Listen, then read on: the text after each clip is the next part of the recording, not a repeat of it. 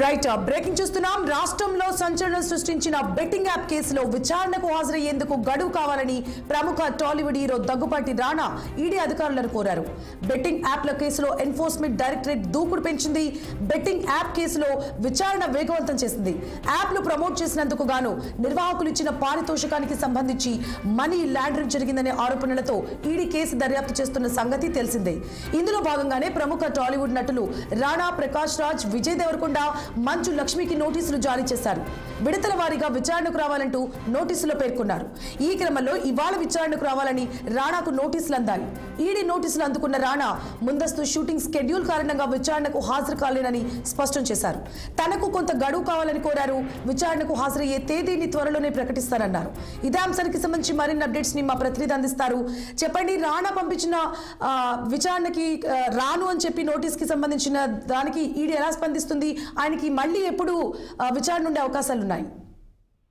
So ప్రముఖ Tollywood hero Daggubati Rana విచారణకు హాజరయ్యేందుకు తనకు గడువు కావాలని ఈడీ అధికారులను కోరారు. ఇప్పటికే ఏదైతే ఈ వ్యవహారం మీద నడుస్తుందో బెట్టింగ్ యాప్ కేసులో చాలా మందికి నోటీసులు జారీ చేసింది ఈడీ. ఆర్థిక వ్యవహారాల్లో మనీ లాండరింగ్ పాల్పడ్డారంటూ చాలా మంది సెలబ్రిటీలకు, యూట్యూబర్స్ కి, అదేవిధంగా ఇన్ఫ్లుయెన్సర్స్ కి అందరికీ ఈడీ నోటీసులు జారీ చేసింది. అందులో భాగంగా ప్రముఖ టాలీవుడ్ హీరో దగ్గుపాటి రాణాకు కూడా నోటీసులు జారీ చేసింది. సో బెట్టింగ్ యాప్ లో కేసులో ఎన్ఫోర్స్మెంట్ డైరెక్టరేట్ దూకుడు పెంచిందని చెప్పుకోవచ్చు. బెట్టింగ్ యాప్ కేసులో విచారణ వేగవంతం చేసింది.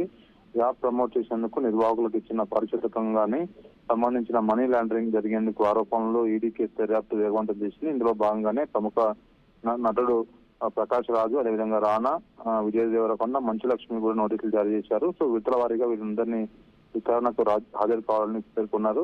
సో ఈ మేరకు ఈ రోజు రాణా విచారణకు హాజరయ్యే అవకాశాలు ఉండాలి. కానీ ఆయన ముందస్తు షెడ్యూల్లో భాగంగా ఆయన షూటింగ్ లో బిజీగా ఉండడం, తనకు కొంత గడువు కావాలని విచారణకు హాజరయ్యేందుకు వేరే తేదీ కావాలంటూ ఆయన ఈడీకి రిక్వెస్ట్ లెటర్ రాశారు. సో మరి ఈడీ అధికారులు త్వరలోనే మరోసారి ఆయనకు మరో తేదీ చెప్పి నోటీసు ఇచ్చే అవకాశం ఉంది. మరి ఈడీ విచారణ దూకుడు పెంచినట్టుగా అనిపిస్తోంది. మరి ఇతర నటులు ఈడీ విచారణకి ఎప్పుడు హాజరవుతున్నారు? ఒకవేళ ఇప్పటికీ హాజరై ఉంటే వాళ్ళ స్టేటస్ ఎలా ఉంది?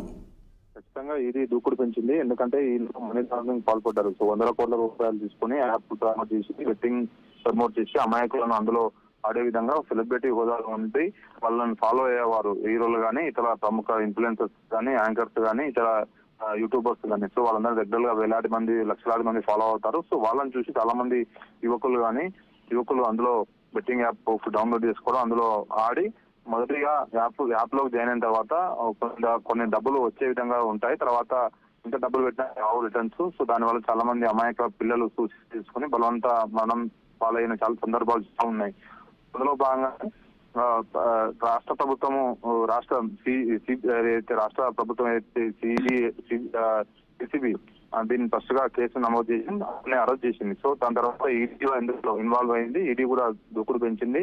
ఖచ్చితంగా ఈ కేసులో ఎవరైతే ఆరోపణలు ఎదుర్కొంటున్నారో వాళ్ళందరినీ పిలిచి ఎంక్వైరీ చేసిన తర్వాత ఎలాంటి ఆర్థిక ఆరోపణలు అయితే మనీ లాండరింగ్ పాల్పడితే మాత్రం ఖచ్చితంగా వారిపై చర్యలు తీసుకునే అవకాశాలు కనిపిస్తున్నాయి. ఇప్పటివరకు అయితే చాలా మంది సెలబ్రిటీని పిలిచి ఎంక్వైరీ చేశారు, కానీ ఇంకా ఎవరిని అరెస్ట్ చేయలేదు. సో అందరినీ పిలిచిన తర్వాత ఒక్కొక్కరిగా మరి అరెస్ట్ చేస్తారా లేదా అని వేచి చూడాల్సి ఉంది. Right, thank you for the updates.